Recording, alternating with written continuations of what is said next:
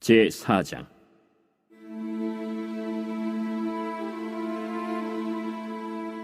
사울의 아들 이스보셋은 아브넬이 헤브론에서 죽었다 함을 듣고 손에 맥이 풀렸고 온 이스라엘이 놀라니라.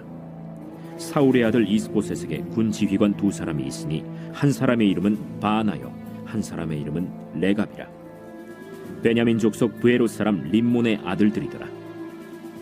브에롯도 베냐민 지파에 속하였으니 일찍이 브에롯 사람들이 깃다임으로 도망하여 오늘까지 거기에 우거함이더라. 사울의 아들 요나단에게 다리 저는 아들 하나가 있었으니 이름은 무비보셋이라.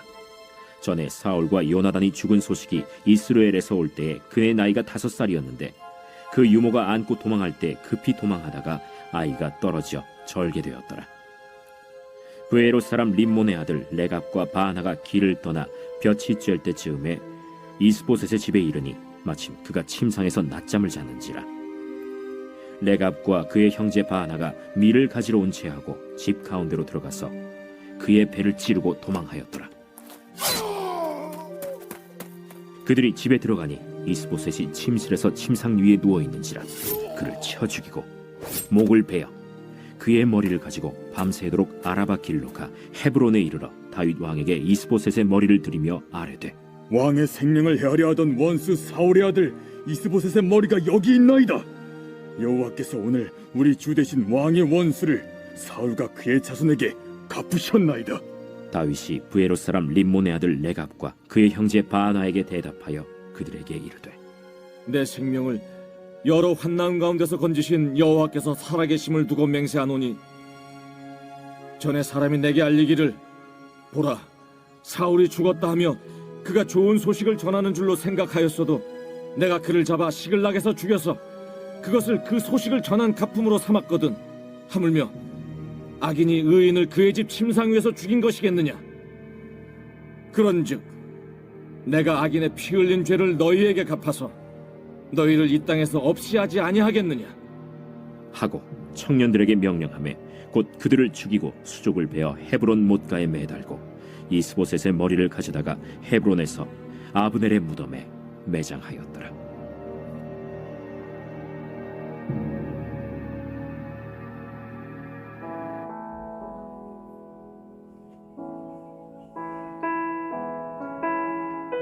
오늘 본문은 사울의 아들인 이스보셋의 죽음과 함께 사울 왕가의 몰락의 끝을 보여주고 있습니다. 재간의 꿈은 무너졌고 그 끝은 험하게 끝나고 말았죠. 이스보셋은 아브넬이 헤브론에서 죽었다는 소식을 듣고 큰 충격을 받습니다.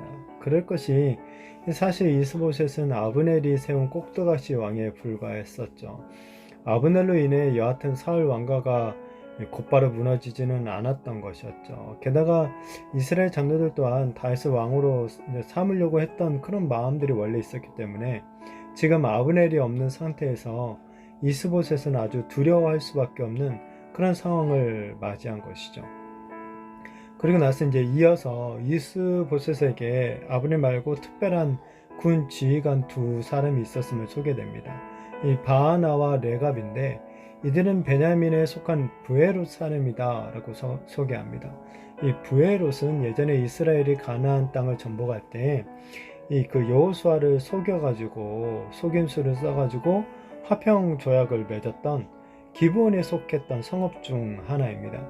그러니까 이 베냐민 지파에 종속되어는 있지만 실제로는 가나안 족속의 사람들이었던 것이죠.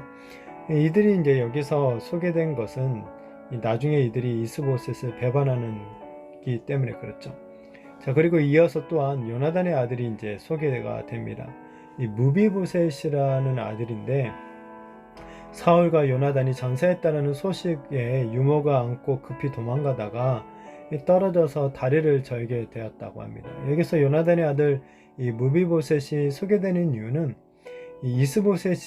이스보셋 다음으로 합법적으로 사울 왕가를 이을 자가 바로 무비보셋이기 때문에 그렇죠. 그렇지만 이제 문제는 뭐냐면 이 장애로 인해서 이 왕자에 올라갈 수 없는 그런 조건을 가지고 있다라는 거죠.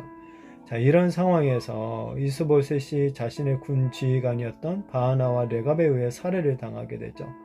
이 바하나와 레갑이 낮잠을 자고 있던 이스보셋을 칼로 찔러 죽이죠. 그리고 이스보셋의 목을 베어가지고 그 머리를 가지고 밤새도록 달려 헤브론에 있는 다윗에게로 가지고 갑니다.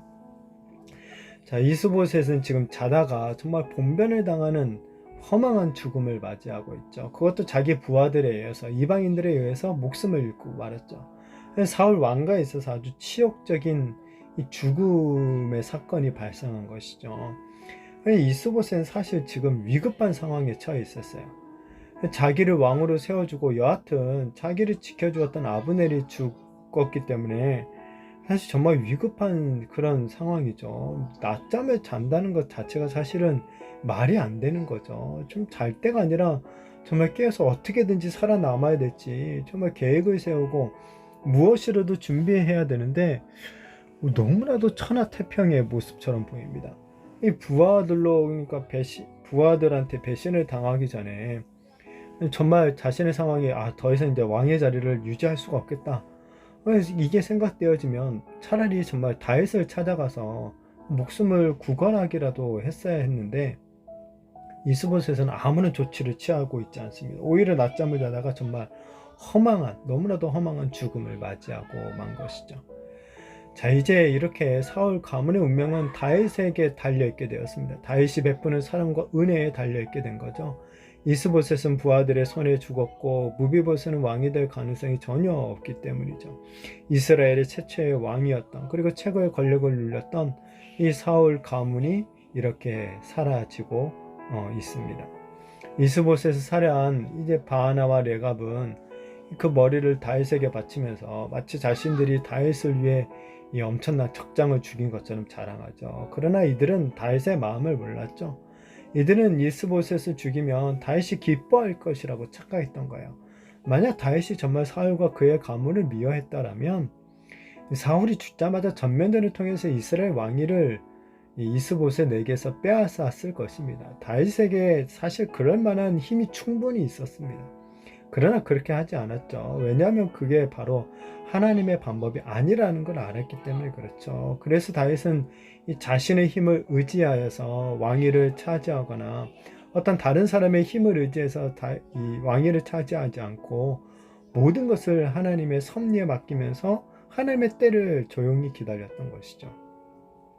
다윗은 이전에 사울의 죽음을 알렸던 자를 이 자도 이렇게 사형을 당했던 일을 말하면서 바하나와 레갑이 이스보셋을 살해한 것을 갖다가 이 악인이 의인을 죽인 일로 이렇게 이 심판을 하죠. 그리고 무고한 이스보셋의 죽음에 대한 책임을 물어서 이 악한 바하나와 레갑을 그리고 이제 처형합니다. 자, 그리고 그들이 가져온 이스보셋의 머리는 헤브론에서 죽은 아브넬의 무덤에 함께 이 매장을 시켜주죠. 자, 사울 왕가의 재건의 꿈은 이렇게 이스보셋의 죽음으로 끝이 나게 되었습니다. 재건의 가능성이 이제 완전히 사라졌죠. 사울 왕가가 몰락하게 된 것, 사울이 하나님만을 의지하지 않았기 때문이죠. 하나님 대신에 다른 것들을 붙들면 그것들과 함께 추락하고 마는 거예요. 그러나 새롭게 세워지는 다윗은 지금 오직 하나님만을 의지하며 나아가고 있는 것을 보게 됩니다. 지금 다윗은 자신의 이 손을 들어서 정적들을 제거하지 않았어요. 오히려 손을 그들에게 내밀어주고 사랑과 은혜를 베풀어 주었죠. 자, 그렇지만 하나님께서는 다윗의 정적들이 스스로 그들을 알아서 망하도록 하셨음을 또 보게 됩니다. 우리 성도님들은 누구를 붙들고 무엇을 붙잡고 계십니까? 우리가 혹시 바람처럼 이 허망한 것을 잡고 살고 있는 것은 아니지. 그렇게 살다가 이 티끌처럼 허망하게 끝나버린 이 사울 왕가의 이 마지막 모습을 우리는 반면교사로 삼아야 될 것입니다. 우리의 유일한 구원의 능력이 되신 예수 그리스도만을 더욱더 붙잡고 의지하며 살아감으로 말미암아 이 다윗처럼 오히려 세워지게 되는 그런 은혜를 누리게 되는 저와 우리 모든 성도님들이 되시기를 예수님의 이름으로 축복합니다.